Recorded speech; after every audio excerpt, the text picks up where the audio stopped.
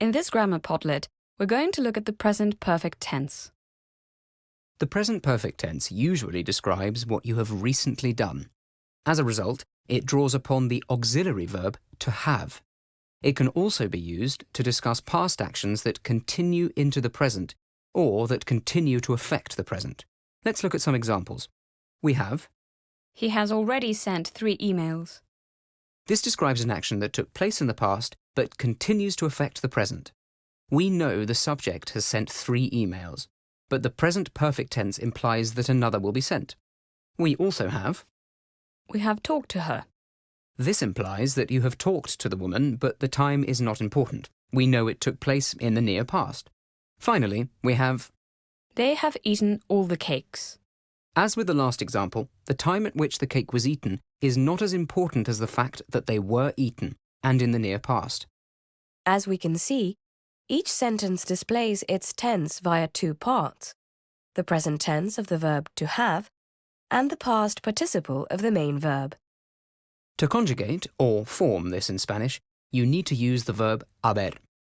This verb changes depending on the person you want to use. We have meaning I have, has, meaning you have, where you is singular and informal, meaning he has, she has, or it has. It can also mean you have when you is singular and formal. Hemos, meaning we have, habéis, meaning you have when you is plural and informal, and finally han, meaning they have or you have when you is plural and formal.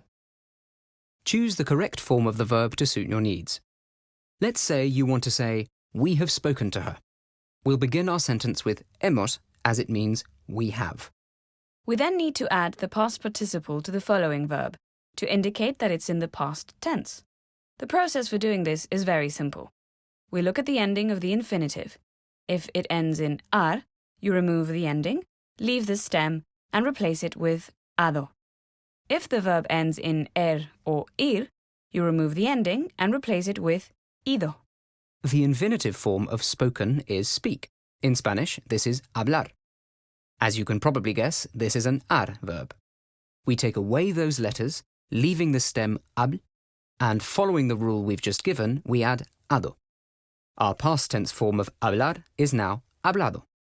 Now we can easily say we have spoken to her. In Spanish, it is Hemos hablado con ella. Similarly, to say they have eaten all the cakes, we would say Han comido todos los pasteles. You could even phrase a question such as ¿Has repartido el dinero entre los hijos? Meaning, Have you shared out the money between the children? We'll leave it there for now. Try making your own phrases using the present perfect tense. Buena suerte.